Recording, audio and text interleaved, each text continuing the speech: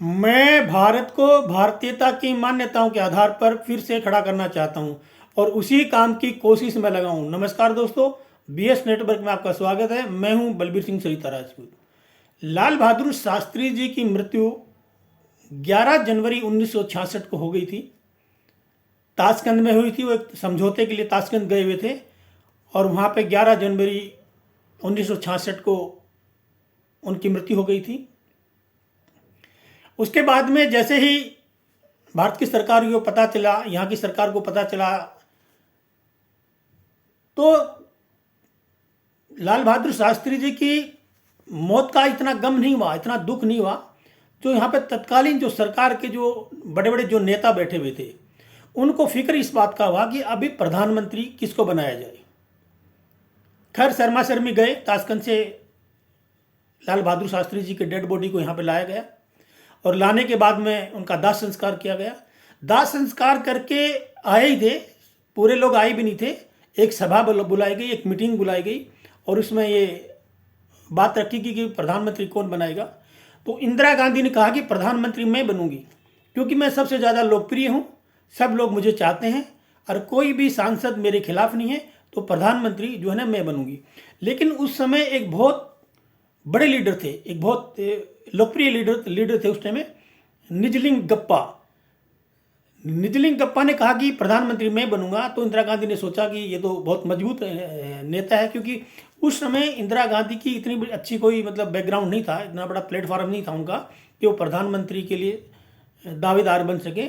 उनसे बड़े बड़े लीडर, उनसे बहुत प्रसिद्ध और लोकप्रिय नेता और बहुत थे कांग्रेस में उस वक्त।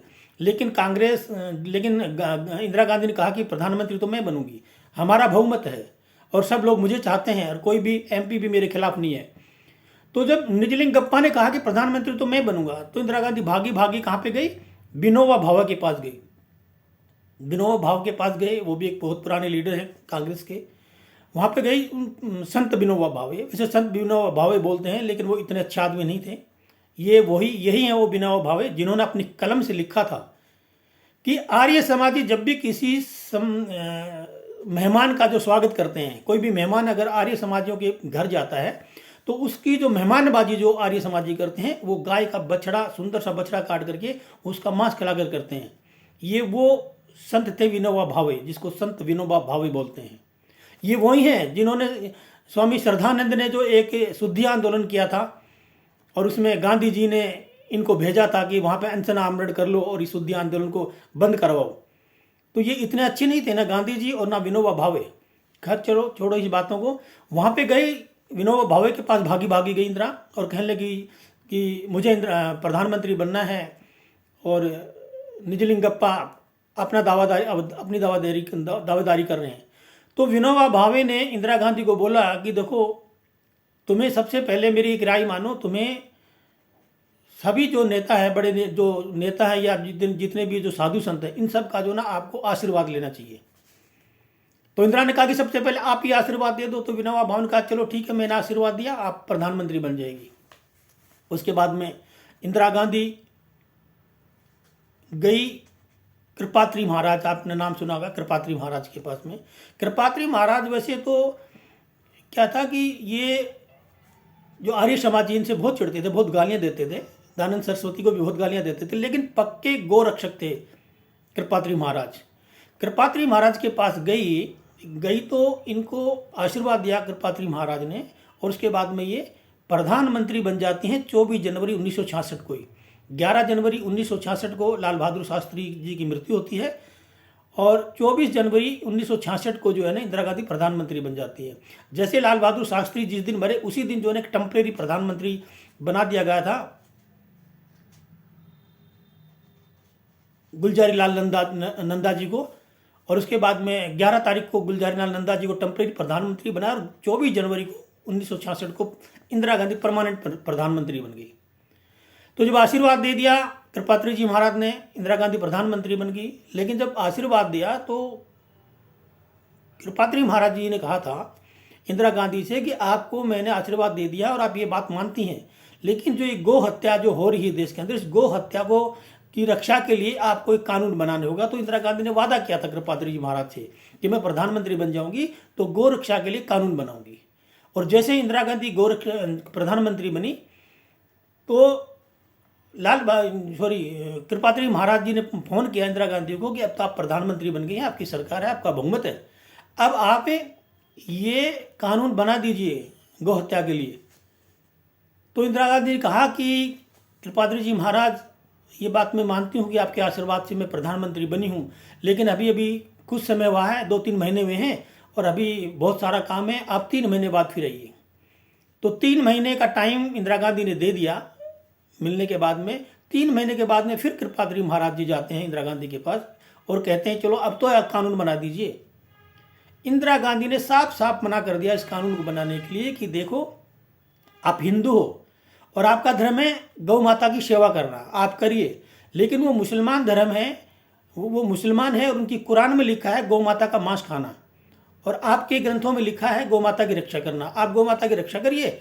और उनके जो कुरान कहती है कि उनको जो ना गौ माता की हत्या करके उनका मांस खाना है, तो मैं कौन होती हूँ कि किसी के धर्म के अंदर इंटरफेयर करने के लिए, इसलिए ये कानून नहीं बन सकता। इतना सटीक जवाब 2 टुक शब्दों में इंदिरा गांधी ने कृपात्रि जी महाराज को दिया। कृपात्रि जी महाराज ने कहा कि चलो ठीक है, देखते हैं।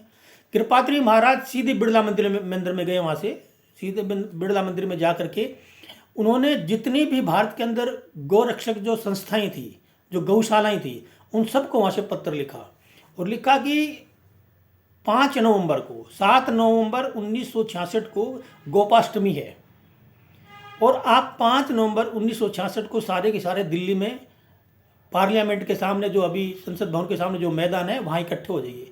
तो सभी जितनी भी गौशालाएं थी, जितने भी गोभक्त थे, वो सारे के सारे साधु संत 5 नवंबर 1966 को संसद भवन के सामने के मैदान में इकट्ठे हो गए। वहाँ तंबू लगवा दिए गए, मंच लगा, वहाँ पर मंच लगा। तो कृपात्रि महाराज जी ने कहा कि आप इसके ऊपर जो है ना धावा बोल दो, संसद भवन के ऊपर जो व्यक्ति अंदर है वो बाहर ना आ सके और जो बाहर है वो अंदर ना जा सके।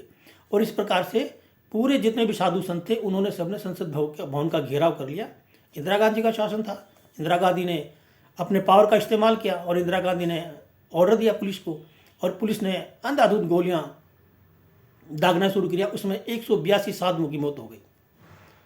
जब 182 साधुओं की जो मौत हो गई तो मंच के ऊपर खड़े होकर कृपात्रि जी महाराज ने कहा कि इंदिरा गांधी, जब मैं आपको आशीर्वाद दे के प्रधानमंत्री बना सकता हूं तो मैं आपको श्राप दे करके आपको प्रधानमंत्री पद से भी उतरवा सकता हूं। आपने जिस प्रकार से साधुओं के ऊपर गोलियां चलवाई, हत्या की, जिसमें 182 साधु मर गए हैं गोरक्षक, इसी प्रकार से आज मैं तुम्हें श्राप देता हूं। तब मैंने आपको आशीर्वाद दिया था जब आप प्रधानमंत्री बनी थी, लेकिन अब मैं आपको श्राप देता हूं, आप भी इसी प्रकार से गोलियों से मरेंगी और जाओ आज ही के दिन मरेंगी, आज के दिन ही आपकी मौत होगी। उस दिन थी गोपाष्टमी 7 नवंबर 1966 को। और ये आप ये श्राप कहें या संयोग कहें, 31 अक्टूबर 1984 को आप पीछे का कैलेंडर उठा करके देख लिए, उस दिन भी गोपाष्टमी थी। और 31 अक्टूबर 1984 को इंदिरा गांधी को उन्हीं के बॉडीगार्ड सतवंत और उसके साथी ने गोलियों से भून दिया। 42 गोलियां इंदिरा गांधी की बॉडी शरीर से निकली थी। जब डॉक्टरों ने उसका ऑपरेशन किया, गोलियां निकाली, 42 गोलियां इंदिरा गांधी के शरीर के अंदर थी। इतने कारतूस उसके बॉडीगार्ड ने भर दिए। तो आप ये गोली लग गई, ये कोई मायना नहीं रखता। मायना इस बात का रखता कि गोपाष्टमी के दिन ही उनकी मृत्यु हुई, क्योंकि इंदिरा गांधी ने भी 7 नवंबर 1966 को गोपाष्टमी के दिन ही साधु संतों के ऊपर गोलियां चलवाई थी, जिसमें 182 साधु संत मारे गए थे। और सेम उसी दिन, गोपाष्टमी के दिन 31 अक्टूबर 1984 को गांधी जी पे उसके बॉडीगार्ड ने गोलियां चलवाई। उस दिन भी गोपाष्टमी थी। तो ये, इसको आप शराब कहें या संयोग कहें, कुछ भी कहें, लेकिन ये जो भी हुआ ना, ये उसे कृपात्रि जी महाराज के जो आशीर्वाद थे उस आशीर्वाद से हुआ है। तो इसी प्रकार से कांग्रेस के जो ये कारनामे आज से नहीं चले आ रहे हैं। कांग्रेस ने जब कांग्रेस की सरकार आई है, कांग्रेस ने हिंदुओं के साथ अत्याचार किए हैं, उनके हकों के खिलाफ कानून बनाए हैं। कभी भी इतने कानून कांग्रेस ने बनवाए हैं दूसरी कम्युनिटी के लिए, दुनिया भर के कानून बने। 1991 में बना, 92 में बना, 95 में बना, जो दूसरी कम्युनिटी के लिए बनाया गया। और जितने भी कानून बनाए हिंदुओं के लिए वो हिंदुओं के खिलाफ बनाए गए हैं, और जितने भी कानून दूसरी कम्युनिटी के लिए बनाए वो कांग्रेस सरकार ने, इंदिरा गांधी से लेके, नेहरू से लेके और लास्ट मनमोहन सिंह की सरकार तक के कानून आप सारे उठा करके देख लें। जितने भी कानून हिंदुओं के खिलाफ बने हैं वो हिंदुओं के लिए बने, वो हिंदुओं के खिलाफ बने हैं, और जो दूसरी कम्युनिटी के लिए बने हैं वो उनके पक्ष में बने हैं। तो ये काले कारनामे आज से नहीं 75 साल से कांग्रेस के चलते आ रहे हैं। और जिस प्रकार से हमने अंग्रेजों को उखाड़ करके फेंका है, इसी प्रकार से इस कांग्रेस को भी इस देश से उखाड़ कर फेंकना पड़ेगा। और कांग्रेस को नहीं उखाड़ के फेंकना पड़ेगा, अंग्रेजों की थोपी हुई शासन व्यवस्था को, उस कानून व्यवस्था को,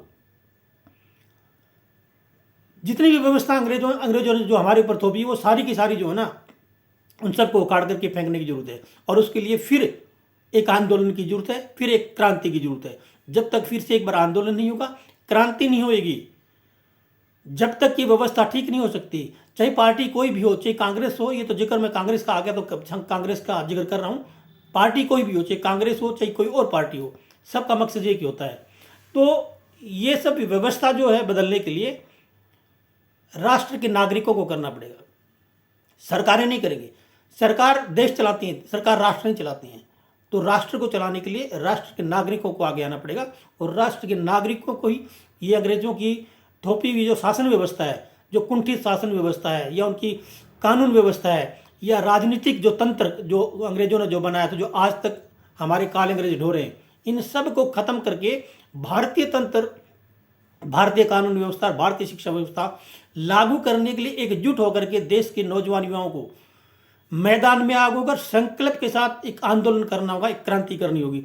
तब जाके इस देश का कल्याण हो सकता है, तब जाके हम अपने शहीदों के सपनों का भारत बना सकते हैं, तब जाके हम इस देश को अखंड भारत बना सकते हैं, तब जाके एक विकसित भारत बना सकते हैं। अदरवाइज ये चलता रहेगा, जैसे तक राजनीतिक पार्टी की गुलामी करते रहोगे, उनके तलबे चाटते रहोगे, कोई कांग्रेस के चाट रहा है, कोई बीजेपी के चाट रहा है, कोई आम आदमी के पास चाट रहा है मिलता कुछ नहीं है, बस उनकी हाउजूरी करती जनता। और ये हरामखोर जितने भी नेता हैं, ये राजनीतिक पार्टियां हैं, ये मजबूत होती जा रही हैं, ये पैसे वाले अमीर बनते जा रहे हैं, आज जो तलवे चाटते जा रहे हैं वो गरीब बनते जा रहे हैं, उनको मिलता कुछ नहीं है। बस साथ में खड़े होकर फोटो खिंचवा ली, माला पहनाते हुए फोटो खिंचवा ली, उसी में ये मूर्ख हमारे भारतीय जो नागरिक है उसी में खुश हो जाते हैं। बड़े शर्म की बात है, मुझे बहुत शर्म आती है कि एक नेता के पास, उनको पता है कि ये नेता हमें लूटने के लिए बैठा हुआ वहाँ पे, ये भ्रष्टाचारी है, ये बलात्कारी है, ये देश को लूट रहा है, देश को खोखला कर रहा है, और हम उस नेता के साथ खड़े होकर के साथ में फोटो खिंचवा करके माला बना करके बड़ा अपने आप को गौरवान्वित महसूस करते हैं। मुझे बहुत शर्म आती है, मुझे बहुत नफरत है इन सब चीज़ों से कि इस प्रकार के जो मानसिकता के लोग हैं, तो इस प्रकार के भ्रष्ट नेताओं के, हरामी नेताओं के साथ में खड़े होकर मालाएं बना करके फोटो खिंचवा के फिर फेसबुक, इंस्टाग्राम, दुनिया भर की सोशल मीडिया में फैलाते हैं, बड़ा अपने आप को बड़ा गौरवान्वित महसूस करते हैं।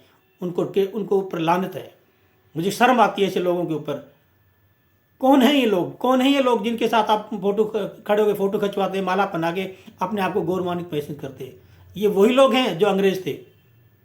जिस प्रकार अंग्रेज आपसे गुलामी भी करवाते थे, हमसे और आपसे, और फिर आप गुलामी करवा के फिर आपको छोटा मोटा इनाम दे करके आपको खुश कर देते थे, और आप जो पहले के जो अंग्रेजों के गुलाम थे बड़े खुश हो जाते थे। आज वैसे सेम वही आज काले अंग्रेजों की जो ना हमारे देश के जो चापलूस हैं, जो नेताओं के राजनीतिक पार्टियों के पीछे घूमते रहते हैं, उनके साथ फोटो खिंचवा के उनकी गुलामी करके उनको फूलों के हार बना के बड़े खुश होते हैं, बड़े गौरवान्वित महसूस करते हैं, बड़ी सोशल मीडिया पर डालते हैं, और अपने घर में फोटो जड़ के उनके बगल में खड़े हो गए अपने घर वालों को, रिश्तेदारों को दिखाते, देखो ये फलाना नेता है, ये वो नेता है, ये वहाँ का मुख्यमंत्री है, ये एमपी है, ये एमएलए। क्या है वो तुम्हारे, क्या देते हैं वो तुम्हें? किस व्यक्ति को आज तक राजनीतिक पार्टी ने या राजनीतिक किसी नेता ने जो उनकी गुलामी करता है, किसने क्या दिया? एक भी नेता, एक भी ऐसी पार्टी बता दो कि जिसकी आप गुलामी करते हो, जिसने आपका कोई व्यक्तिगत पर्सनल कोई काम या पर्सनल कोई फायदा किया हो, एक भी व्यक्ति बता दो मुझे। तो एक गुलामी की मानसिकता छोड़िए और इस देश को आगे बढ़ाने के लिए इस कानून व्यवस्था को बदलो, अंग्रेजों की कानून व्यवस्था को बदलने के लिए, अंग्रेजों की थोपी हुई शासन व्यवस्था को बदलने के लिए, और ये जो राजनीतिक जो ढांचा जो सड़ गया, इसको बदलने के लिए एक आंदोलन के रूप में बाहर आइए, एकजुट होकर के आवाज़ उठाइए, ताकि हम अंग्रेजों की थोपी हुई शासन व्यवस्था को ख़त्म कर सकें, कानून व्यवस्था को ख़त्म कर सकें, अंग्रेजों की शिक्षा व्यवस्था को ख़त्म कर सकें और ये जो सड़ा हुआ राजनीतिक तंत्र है उसको बदल सकें। तब जाकर इस देश का कल्याण होगा, तब जाकर के ये देश फिर दोबारा से सोने की चिड़िया, सोने का महासागर बनेगा, तब जाके विकसित भारत और एक अखंड भारत बनेगा। जब तक ऐसे ही लच्छेदार भाषण सुनते रहिए, रोज नेता आते, रोज नई नई पार्टी आती, रोज नए नए वादे करते, रोज नए नए लच्छेदार भाषण सुनाते और आप फोटो में खचा कैसे खुश रहिए। तो अगर कुछ बदलना है तो घरों से निकलिए, बाहर आइए, दृढ़ संकल्प के साथ में कुछ करना है तो नहीं जो हो रहा है उसको होता रहने दीजिए। आप भी सहन करते रहो, मैं भी सहन करता रहूँगा। तो आज के अंक में बस इतना ही, कल फिर मिलेंगे किसी और मुद्दे पर। जब तक मेरा वीडियो शेयर करिए, लाइक करिए, सब्सक्राइब करना ना भूलिए। जय हिंद, जय भारत, वंदे मातरम।